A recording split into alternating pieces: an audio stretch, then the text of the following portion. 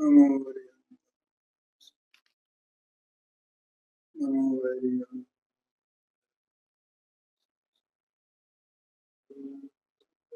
नमः शिवाय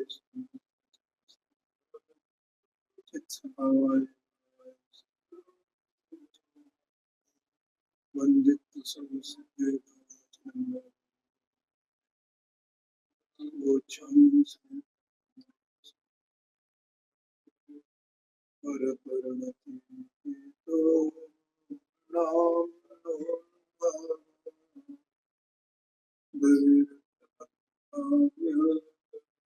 व्याप्ति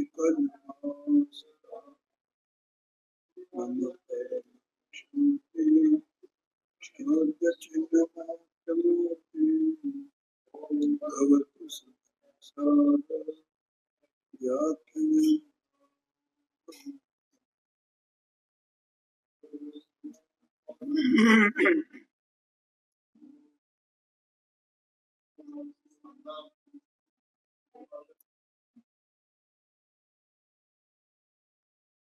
देखो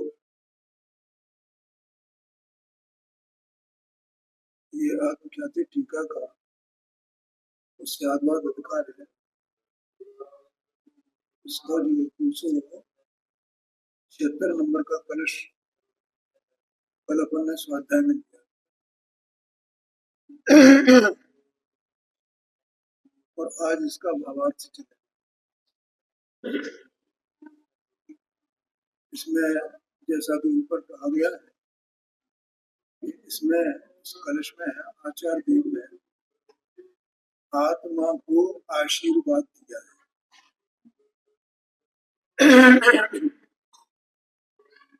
तो ऐसा ही जाजल्यमान है, जैसा उसका स्वरूप है आत्मा का, वैसा स्वरूप में ही वो जाजल्यमान रहे, ज्योतिर्मान रहे। जाजल्यमान कहो या ज्योतिर्मान कहो, एक ही बात। उसका भावार्थ है जिसका न तो मरण होता है और जिससे न दूसरे का नाश होता है। माने जो अपना भी नाश नहीं करता है, जिसका अपना स्वयं का नाश नहीं होता है और दूसरे का भी नाश वो नहीं कर सकता। क्यों? क्योंकि वो तो एक ज्ञान स्वरूप वस्तु है। आत्मा कैसा है? सर्वांग चेतना स्वाभाविक वस्तु है ना, तो वो देखने जानने वाला है, मरने वाला नहीं है और ना मारने वाला। बोलो भैया, कैसा है आत्मा? जानने देखने वाला है ना, मरने मारने वाला तो नहीं है ना। इसलिए वह अमृत है। इसमें ये अमृत चंद्र ज्योति ऐसा आया था ना शब्द, अमृत चंद्र ज्योति।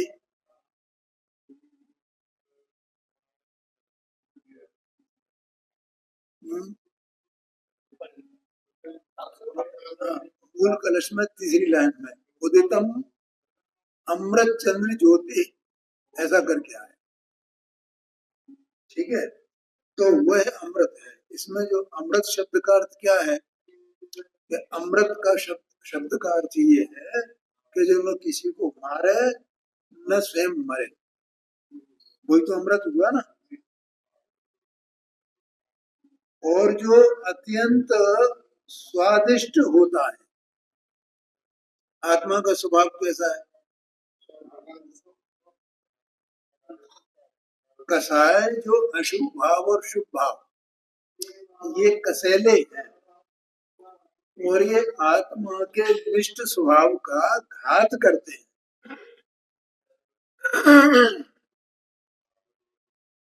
आत्मा के आनंद स्वभाव का घात करते हैं।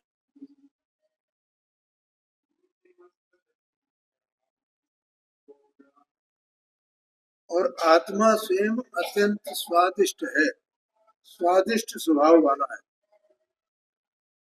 माने जिसका स्वाद इष्ट है वो स्वादिष्ट है, जिसका स्वाद, जिसका अनुभव इष्ट है। इष्ट का मतलब इसके प्रयोजन की पूर्ति करने वाला, स्वयं की प्रयोजन की पूर्ति करने वाला,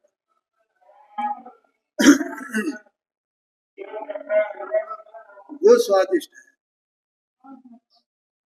ऐसे उसको यहाँ कहते हैं, उसे लोग रूढ़ी से अमृत कहते हैं। लोग में भी अमृत किसे कहते हैं? ये जो स्वादिष्ट हो, न किसी को मारे, न स्वयं का जिसका नाश हो। अमृत, अमृत का मतलब नहीं मरने वाला। मृत माने मर गया, अमृत मारे नहीं मरा। इसका मतलब जिसका नाश नहीं होता है। और जो दूसरों का, जो स्वयं ही अमर है, वो दूसरे का नाश कैसे कर सकते हैं जी? हाँ, यहाँ ज्ञान को, माने आत्मा को अमृत चंद्र ज्योति कहा है। अमृतमय चंद्रमा के समान ज्योति, जो कि लुप्तोपमालंकार है। माने ये एक अलंकार है। काफी जो होते हैं ना, कविताएं लिखी जाती हैं, तो कविताओं में अलंकार का उपयोग किया जाता है। तो संस्कृत में भी जितने श्लोक वगैरह लिखे जाते हैं, हिंदी में कविता कहते हैं, संस्कृत में उसको ये श्लोक ये कहते हैं, गाथा है, श्लोक ये कहते हैं। अंग्रेजी में पोएट्री कहते हैं उसे। तो यहाँ कह रहे हैं कि इसमें ये लुप्तोपमालंकार है, ऐसा अमृत चंद्र ज्योति, ऐसा कहना। अमृत चंद्र ज्योति, तो इसमें चंद्र शब्द और आ गया ना। पहले तो अमृत को एक्सप्लेन किया उन्होंने, अब अमृत के साथ में अमृत चंद्र ज्योति ऐसा कहा है। तो लुप्त उपमा अलंकार, इसका मतलब इसमें कुछ लुप्त है, और ऐसा ये अलंकार कहा गया है आत्मा के लिए। और अलंकार तो सबने पढ़े होंगे ना थोड़ा थोड़ा। जैसे उसमें होता है चंद्रमुखी, तो चंद्रमुखी का अर्थ क्या होता है? वो भी लुप्तोपमा अलंकार है। चंद्रमा के मुख वाली, जिसका मुख ही चंद्रमा है, चंद्रमा के समान नहीं हुआ वो चंद्रमुखी, ऐसा कविताओं में आता है। ठीक है पांडे जी, तो वो भी लुप्तोपमा अलंकार है, क्योंकि उसका अर्थ क्या होता है कि चंद्रमा के समान मुख वाली। तो के समान उसमें से लुप्त हो गया ना, अब उस मुख को ही चंद्रमा कह दिया गया।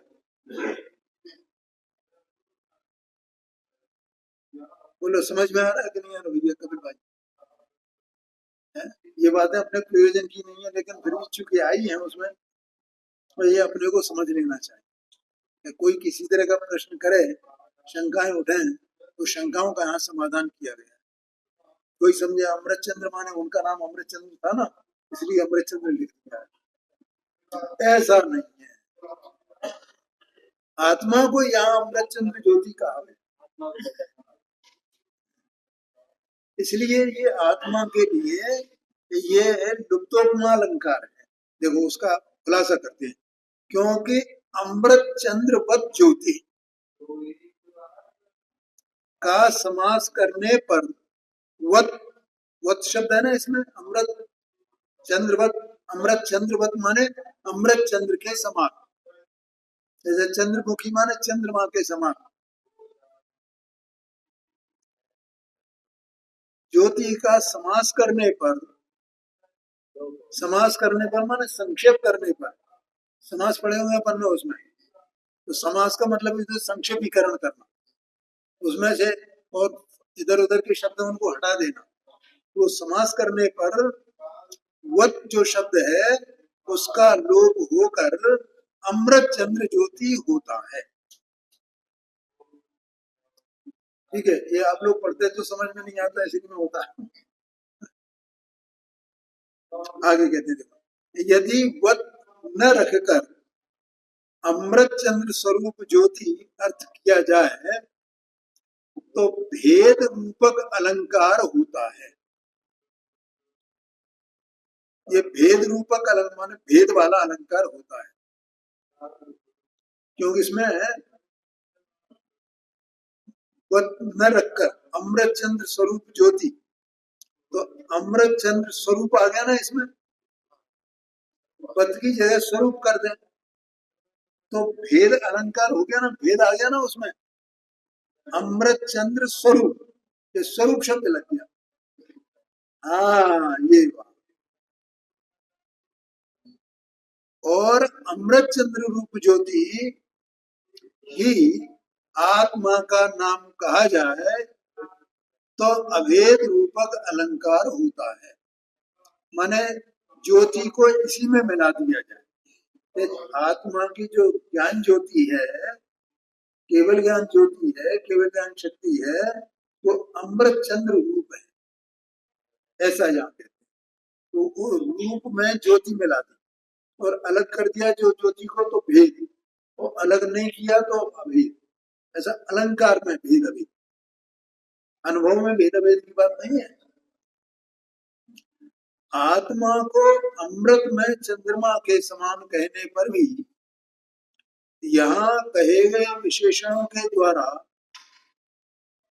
आत्मा का चंद्रमा के साथ व्यतिरेक भी है, माने भिन्नपना। व्यतिरेक माने भिन्नपना, अलगपना।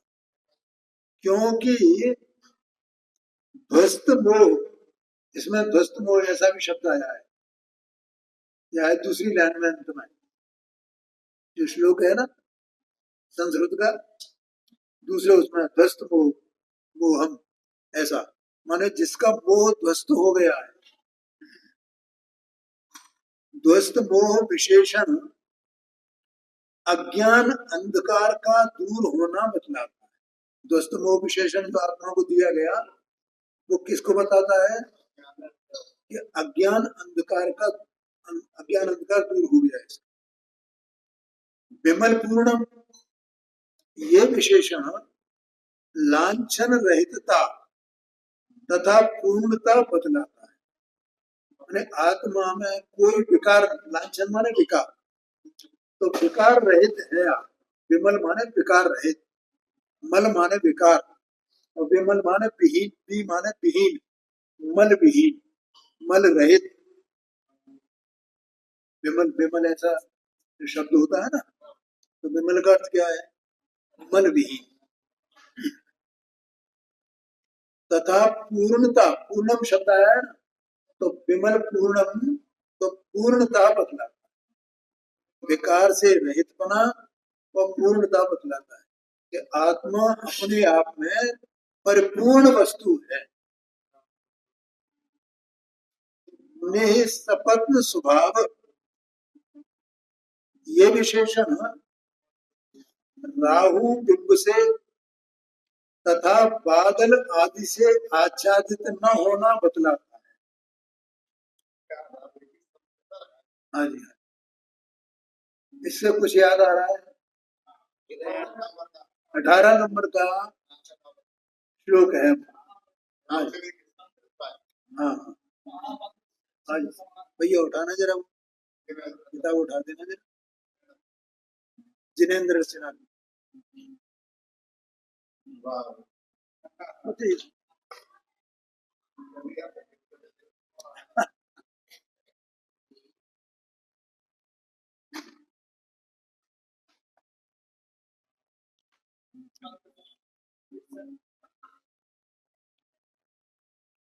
देखो, मुझे तो लगता है कि बिल्कुल ऐसा इससे मिलता ही जुलता है वो। दलित मोह शब्द इसमें भी आया है। नित्योदयम दलित मोहमांधकार, वो अंधकार इसमें आया ना। गम्यम न राहु बदनस्य नवारिदानाम, राहु मन तो राहु ही होता है, तो वारदाना मन जल से भरे हुए बादल। जैसे सूर्य को ढक लेते हैं ना, ऐसे भगवान का जो केवल ज्ञान है, तो वो केवल ज्ञान इन चीजों से ढकाया जा सकता है क्या? अरे किसी से भी नहीं ढकाया जा सकता। वज्र भी आड़े आ जाए तो भी भगवान का केवल ज्ञान उस वज्र को भी अंदर में सब जानते हैं। एक एक परमाणु की, एक एक परमाणु को नहीं जानते, एक एक परमाणु का उत्पाद है, द्रव्य स्वरूप है अंतरंग में पूरा का पूरा, उसका जो पूरा मैकेनिज्म है उसको जानते हैं। हाँ जी, हाँ जी, हाँ, मतलब केवल ज्ञान की मुख्यता है।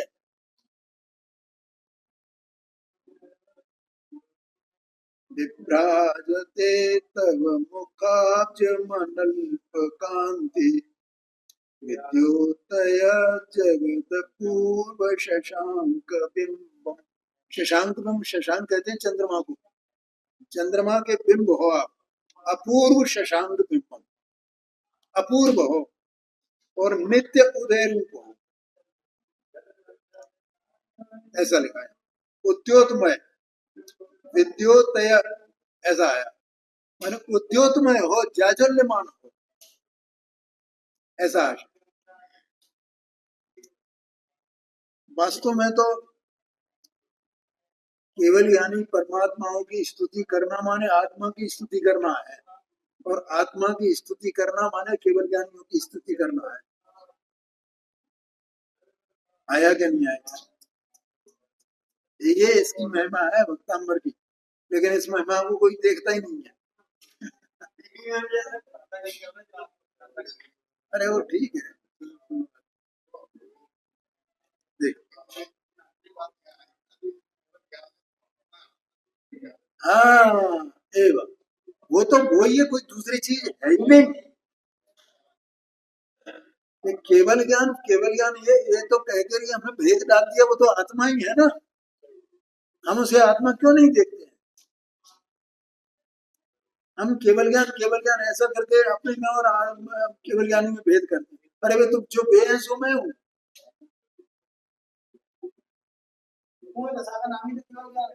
क्या कहा?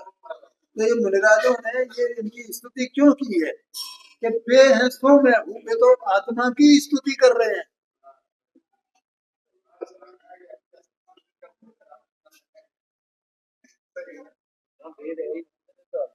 हाँ, एक समान, एक समान, एक समान, जो बे सो मैं, जो मैं सो बे। भेद से देखे तो देखना ही नहीं। वो काय के लिए उनकी स्तुति करते हैं, या उन जैसा अपने को देखने की, आप जैसे हो वैसा ही मैं हूँ।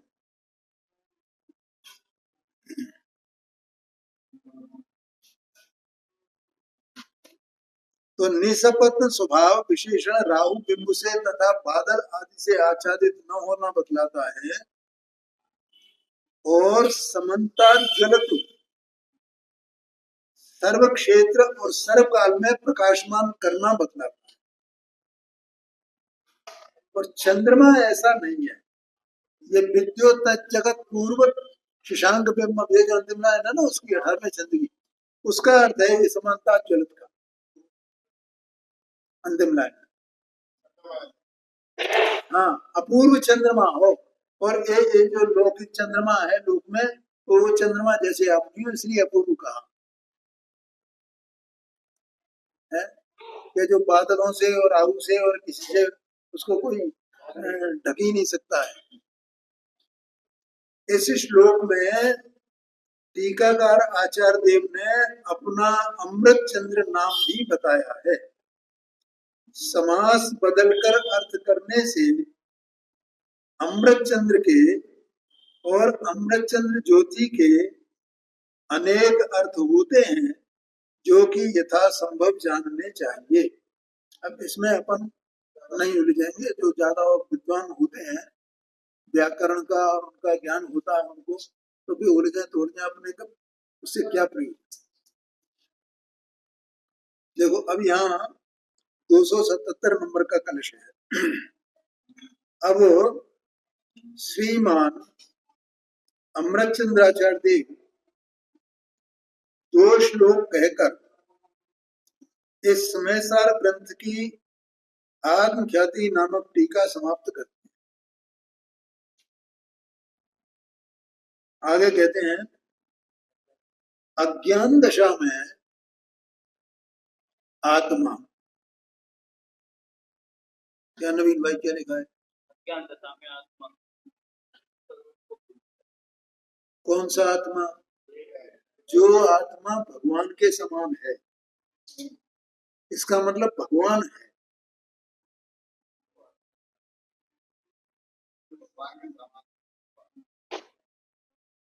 बोलो पांडे जी, कौन सा आत्मा?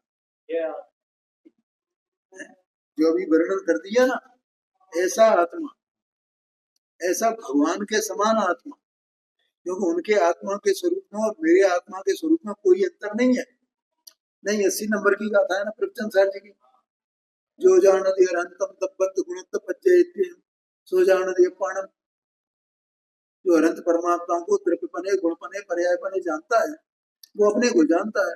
वो खल जान तत्सलय, उसका मोह नाश हो जाता है। तो ऐसे ही जानना चाहिए ना कि जो भगवान है सो मैं हूँ। वो भगवान की सच्ची भक्ति है, और भगवान की सच्ची भक्ति वो आत्मा की भक्ति है।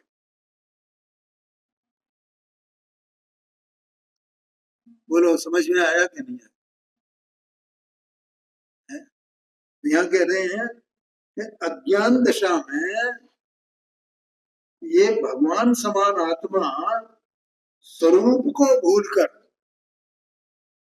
इसने क्या किया? है तो वही ना, वैसा ही है ना, वैसे ही केवल ज्ञान स्वभाव केवल दर्शन अनंत चतुष्ट वो भी विद्यमान है क्या नहीं है?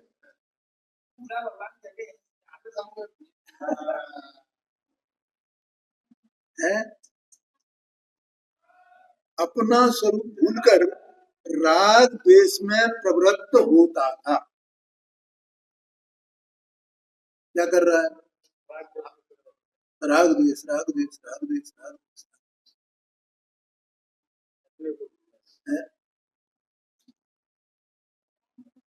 परद्रव्य की क्रिया का कर्ता बनता था। ये सब बातें इसमें आने वाली है श्लोक में, इसलिए पंडित साहब ने यहाँ पहले स्पष्ट कर। ये क्या कर रहा है? क्योंकि जितनी क्रिया परद्रव्य की चल रही है,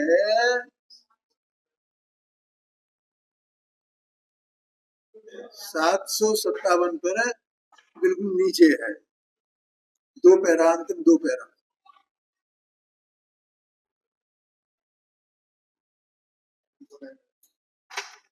परद्रव्य की क्रिया का कर्ता बनता था।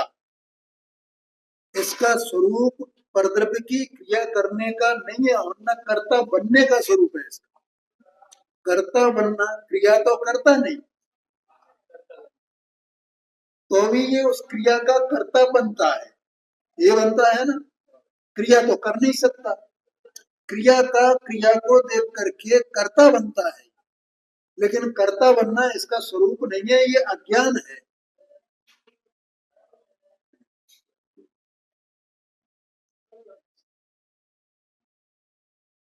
आया समझ में? क्रिया के फल का भोक्ता होता था। क्रिया कौन सी क्रिया? देखो अब ये अंदर में जो कर्ता बनने की क्रिया इसकी है, उसका जो फल आता है, क्योंकि ये वो करेगा क्रिया का, परद्रव्य की क्रिया का कर्ता बनना, ये इसकी अपनी अज्ञान में ही क्रिया हुई क्या नहीं हुई? ठीक है, तो इसकी जो अज्ञान में ये जो क्रिया है, उसका, उसके कारण से कर्म का बंध होगा क्या नहीं होगा? अब वो चाहे क्रिया का कर्ता चाहे शुभ रूप भाव हो चाहे अशुभ रूप भाव हो, उसमें दोनों समाविष्ट है, तो उसका फल आएगा ना। और वो फल आएगा वो पुद्गल में ही आएगा ना, है? और जीव में भी आएगा ज्ञाना प्रणाली गाढ़ कर्म के रूप में, चार कर्म के घातिया कर्म के रूप में। तो उस फल का ये भोक्ता बनता है। क्या कहा? माने सुखी दुखी होता है ना वहां, वो सुखी दुखी होना वो तो पुद्गल का जो संयोग आए हैं उनके में से ये सुखी दुखी होता है, मानो भोक्ता बनता है इस क्रिया का। हाँ जी, हाँ जी, ठीक। और इसके जो ज्ञान की और दर्शन की जो दशा होती है, जो सब होता है, तो अब मैं ये ज्यादा ज्ञान वाला, मैं कम ज्ञान वाला, मैं मूर्ख, मैं चतुर, ये जो परिणति है, तो ये उस क्रिया का भोक्ता क्रिया के फल का भोक्ता बना है। अपने को चतुर मानना, अपने को मूर्ख मानना, अपने को दुखी मानना, अपने को सुखी मानना, ये क्रिया का फल का भोक्ता बनता है। हाँ जी, हाँ जी, हाँ जी, समझ में आया।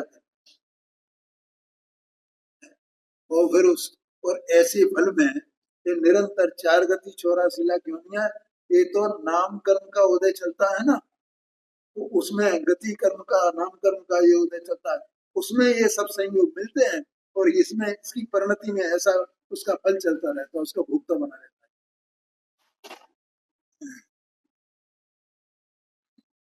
है इत्यादि भाव करता था। किंतु अब ज्ञान दशा में बेभाव कुछ भी नहीं है। जब ज्ञान हुआ, सम्यक स्वरूप अपना जाना, तो अब बेभाव माने न तो परद्रव्य की क्रिया का कर्ता बनता है, न उनके फल का भोक्ता बनता है, न किसी में राग द्वेष करता है, कुछ नहीं करता है, क्योंकि ये तो ज्ञाता दृष्टा हो गया है, अपने स्वरूप को और पर के स्वरूप को जानता है।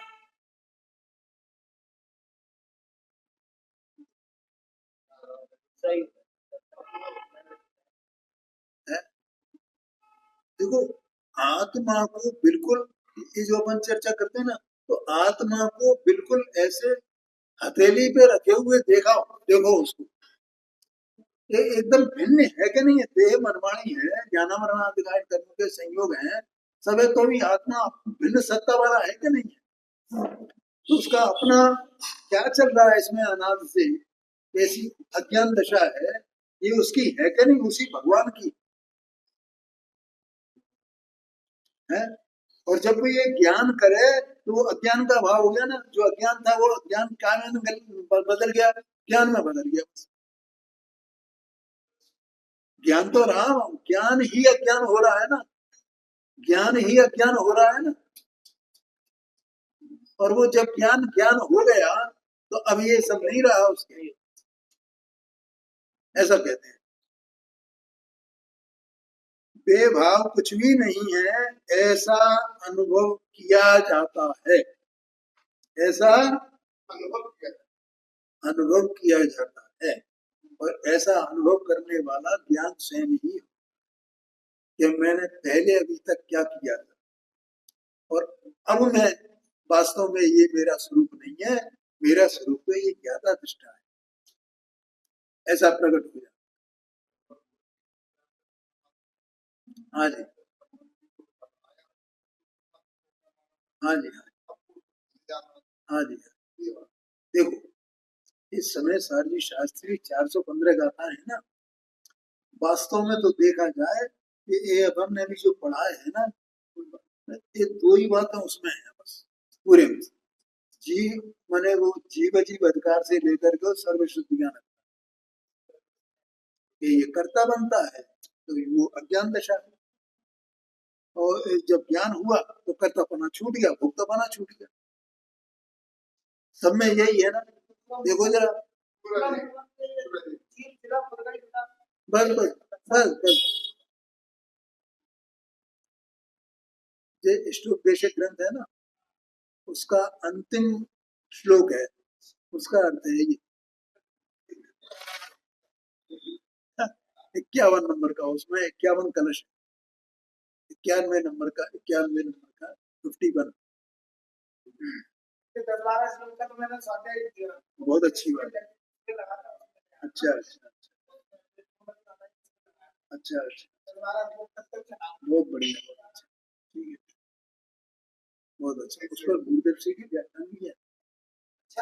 हाँ, इष्टोपदेश में ये उनका है, कुछ बात स्वामी का, और एक समाधि शतक है, उस पर भी गुरुदेव सिंह की व्याख्यान है, वो भी कुछ बात देखा है।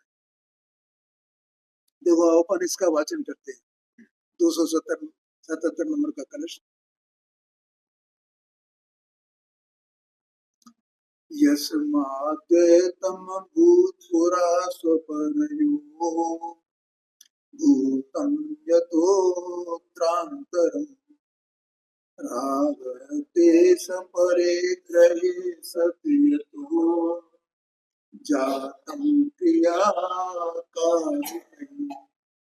भुञ्जाना च यतोऽनुभूतिरखिलम् भिन्ना क्रियाया बलम् तद्विज्ञानघनौघमग्नमधुना किंचिन्न किंचित किल। श्लोकार्थ है, जिससे,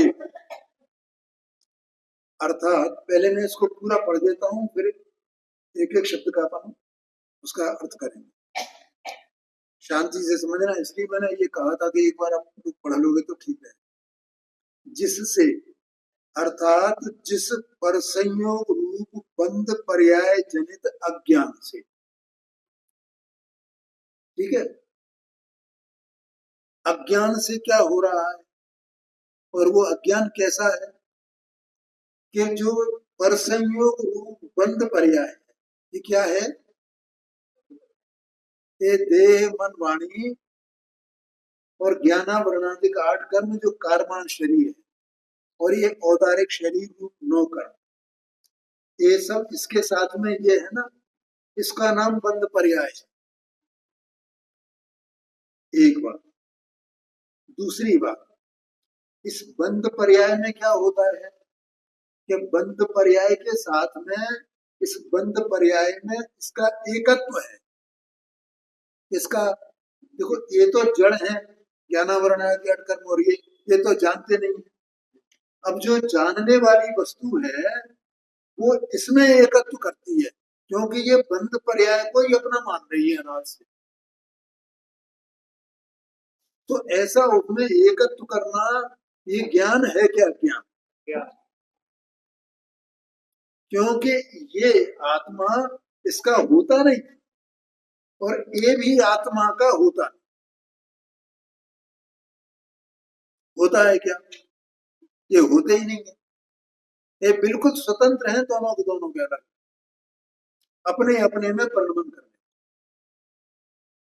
ऐसे ज्ञानावरण आदि घाट कर, वे अपने में परिणमन करने वाले। आया कि नहीं आया? ये वे दोनों के दोनों कर्म अपने में परिणमन करने वाले, और आत्मा अपने में परिणमन करने वाले। 137 से 140 नंबर की 4 गाथाएं इसमें आई है, कर्ता कर्म, वो पढ़ना एक साथ 4 गाथाएं। उसमें ये बात कही, ये दोनों स्वतंत्र हैं बिल्कुल, इनका आपस में कोई रिलेशन नहीं, क्योंकि स्वतंत्रता से परिणमन करते हैं। अगर वो एक दूसरे को कुछ स्पर्श भी करें, कुछ भी करें, तो उनका संबंध है, क्योंकि वो कुछ करते ही नहीं है, तो संबंध कैसे? आगे समझ। लेकिन ये जीव अज्ञान के कारण उसके साथ में संबंध मानता है, संबंध जानता है, हुआ कुछ भी नहीं है।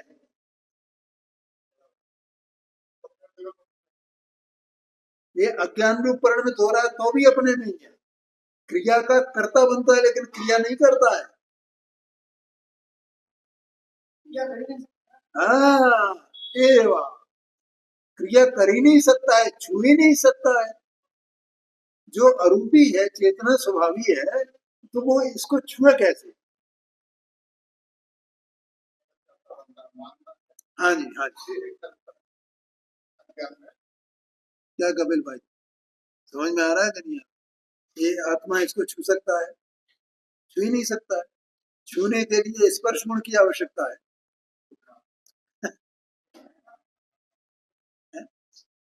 स्पर्श गुण इसमें है नहीं आत्मा में। ये तो पुद्गल में है, तो पुद्गल पुद्गल को छूता है, आत्मा को छूता ही नहीं। तो ये अज्ञान से अब क्या होता है? प्रथम जो क्रम बताया है इसमें, पहले क्या होता है अज्ञान से कि अपना और पर का द्वैत हुआ। द्वैत माने मैं जानने वाला भी हूं, मैं ये देह भी हूं, है।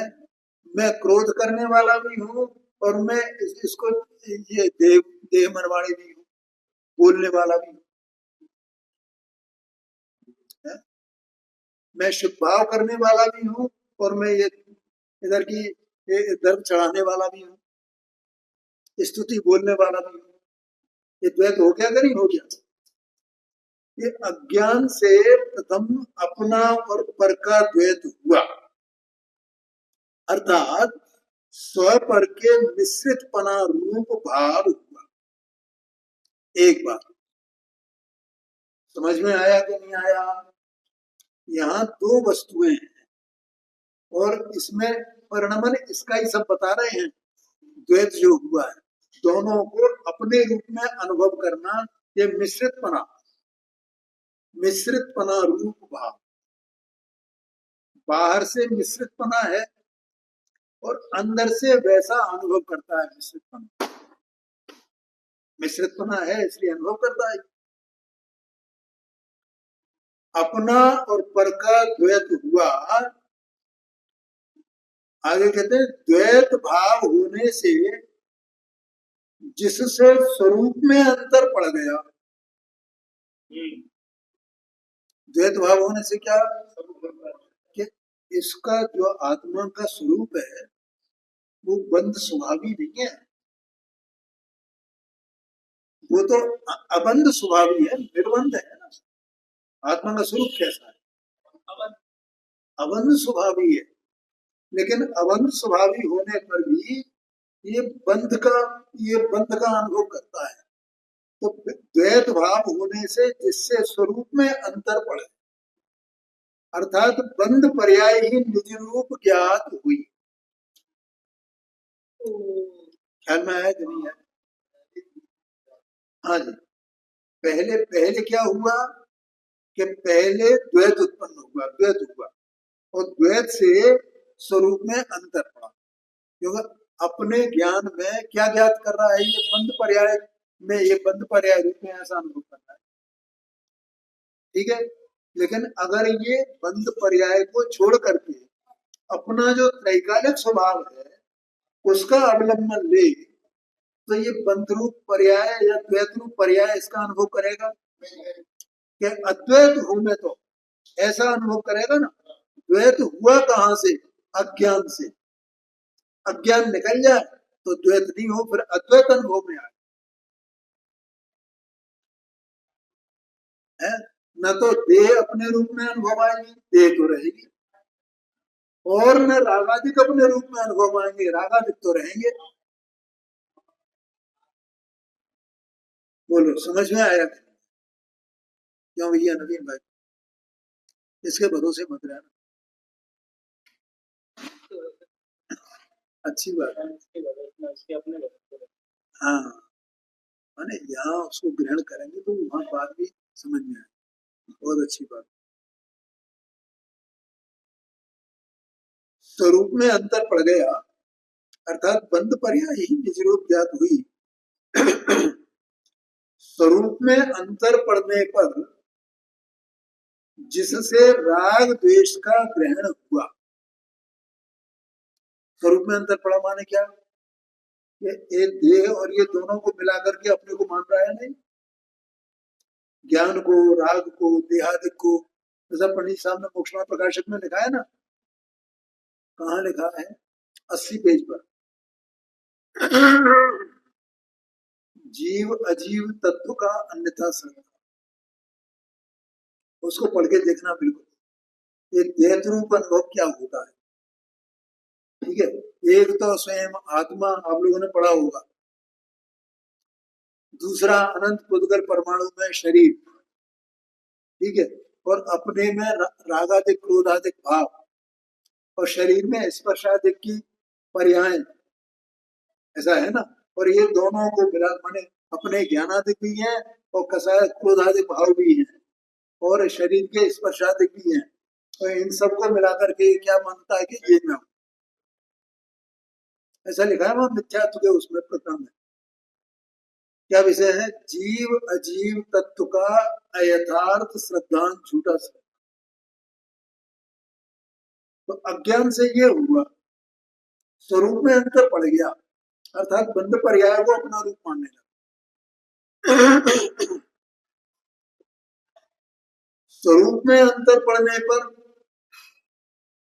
स्वरूप में अंतर पड़ गया तो क्या हुआ, राग द्वेष हुए। क्यों, अपने ज्ञान को भी ज्ञान माना, रागादिक को भी आत्मा माना, देहादिक को भी आत्मा मैं माना, आत्मा माने मैं माना। तो मैं माना जो अपना होए तो उसमें राग द्वेष कैसे नहीं कर सकते, इसलिए वो स्वरूप में अंतर पड़ने से राग द्वेष हुए। आया कि नहीं आया,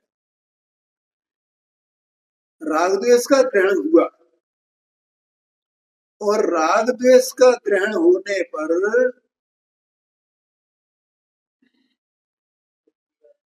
क्रिया के कारक उत्पन्न हुए। क्रिया के कारक माने मैं करता हूं, मैं कार्य हूं, ये कार्य मेरा है ना, तो मैं कार्य हो गया ना, इसका जो क्रिया चल रही है, और इसका कर्ता कौन है कि मैं हूं ना। ये क्रिया मुझसे ही तो हो रही है, मैं ही तो कर रहा हूं, मुझसे ही हो रही है, मेरे में से ही हो रही है, मेरे ही लिए है ये क्रिया। ऐसे भेद पड़ेगा नहीं पड़ेगा, ये कहते हैं ये अज्ञानमयी भेद है सारे। और जैसे इस कर्तव्य में वैसे बाकी के सब लोग के सभी कर्तव्यों में, ऐसे क्रिया के कारकों में भेद पड़ गए। क्रिया के कारक उत्पन्न हुए, अर्थात क्रिया और कर्ता कर्मादि कारकों का भेद पड़ गया। ध्यान में आया कि नहीं आया, ये काम इससे होता है, ये काम इससे होता है, ये ऐसा होता है, ये ऐसा होता है, इसका फल इसमें ऐसा है, इसका फल इसमें ऐसा है, इसका आधार ये है, उसका आधार ये।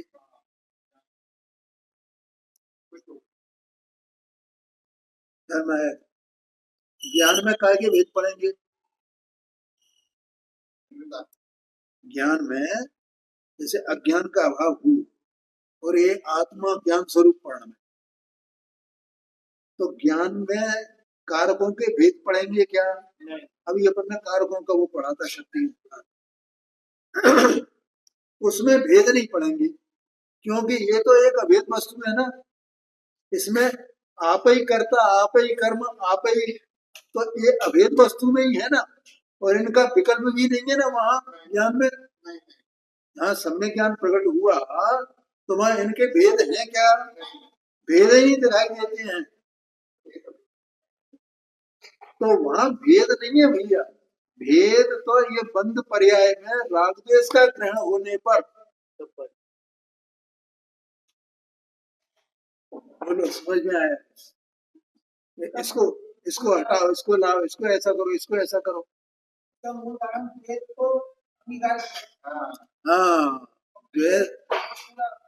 हाँ जी, हाँ जी, हाँ जी, हाँ एक बात ऐसा क्रम लिया है आचार्य देव ने, ये अज्ञान से ऐसा हुआ, उससे ऐसा हुआ, उससे ऐसा हुआ, उससे ऐसा हुआ।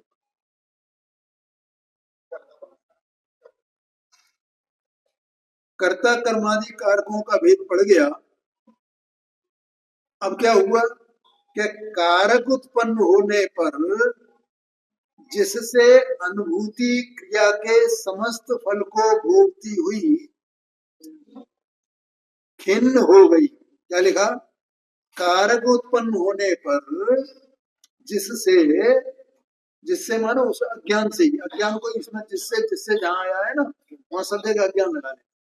अज्ञान से अनुभूति क्रिया के अनुभूति, जिससे अनुभूति क्रिया के समस्त फल को भोगती हुई। जो अनुभूति माने वो आत्मा की, ये मैंने एक बार बताया था ना, अनुभूति कहो वेदन कहो है, ये आत्मा अनुभूति स्वरूप है ना, तो स्वभाव भी अनुभूति और जो परिणति चल रही है वो भी अनुभूति। ठीक है, अब वो अनुभूति जो है उस अनुभूति के काल में अनुभूति में ही राग द्वेष उत्पन्न हो रहे हैं। ठीक है, और राग द्वेष उत्पन्न हो रहे हैं और ये कारकों के विकल्प उत्पन्न हो रहे हैं। कहाँ विकल्प हो रहे हैं उत्पन्न? वो जो अनुभूति है, नहीं आया क्या? अनुभूति स्वरूप और अनुभूति पर्याय। इसके ज्ञान दशा में अनुभूति पर्याय और अनुभूति स्वरूप दोनों अभेद हैं। ज्ञान स्वरूप में क्या है? क्योंकि द्रव्य पर्याय का भेद कहाँ है? ठीक है, लेकिन अज्ञान दशा में अनुभूति है तो भी अनुभूति में राग द्वेष मिले हुए हैं और ये कर्ता के क्रिया कारकों के विकल्प मिले हुए हैं। मैं करता हूं, मैं भोगता हूं, मेरे से ये हो रहा है, मेरे से ये हो रहा है, इससे ये हो रहा है, उससे ये हो रहा है, इसको हटाओ, इसको लाओ। तो ये किसमें हो रहे हैं? इनमें तो नहीं हो रहे ना। तो कारकों के जो विकल्प हैं वो इसकी अवस्था में हो रहे हैं। तो जिससे वो अनुभूति क्या कर रही है? क्रिया के समस्त फल को भोगती हुई खिन्न हो गई, दुखी हो रही है वो अनुभूति। ये अनुभूति स्वरूप भगवान।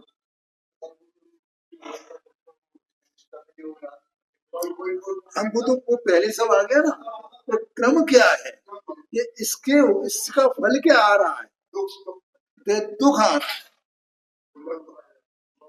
इतनी सूक्ष्मता से आचार्य देव ने बताया इसका रचना, ऐसा समझ। देखो, कारक उत्पन्न होने पर जिससे अनुभूति क्रिया के समस्त फल को भोगती हुई खिन्न हो गई।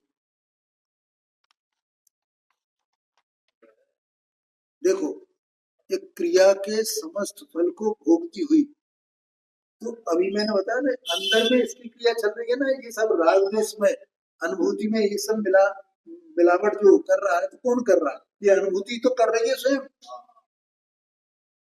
ये अनुभूति सबको अपने में मिलाए हुए, इससे अनुभूति में ये कारकों के विकल्प उत्पन्न हो रहे हैं। देह तो अपने में साइलेंट पड़ी हुई है, जड़ है, उसे तो कोई ज्ञान है नहीं। ये सब क्रिया कहाँ हो रही है? अनुभूति में वो क्रिया है। वो उस क्रिया से उससे ये इसको दुख होगा कि सुख होगा?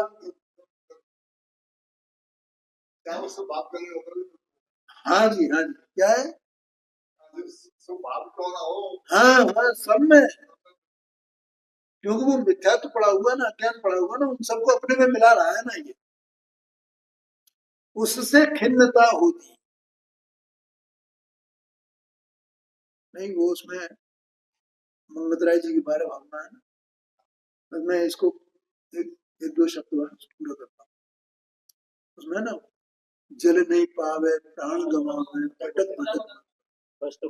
तो अब जब थोड़ा बारीकी से देखो कैसे अपनी परिणति, अपनी बात है ना ये, किस तरह ये परिणति परेशान है, ये अनुभूति रूप परिणति। वो परेशान है कि आनंद में है? कितनी एक्सरसाइज कर रही है जबरदस्त, चक्कर गिननी। थोड़ा शांत होकर के विचार करना, बहुत बढ़िया। चक्कर गिननी है ये, एक क्षण को इसको शांति नहीं है।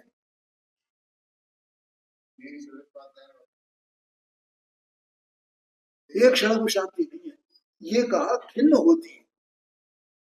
आगे कहते ऐसा वह अज्ञान, बस अब ये हो गया। अब विज्ञान घन समूह में मग्न हुआ।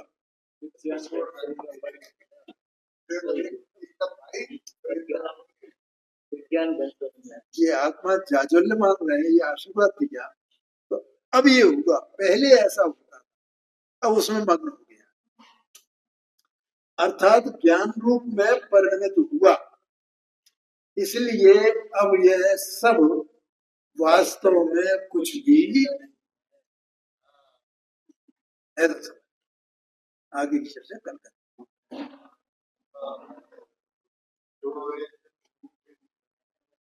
जो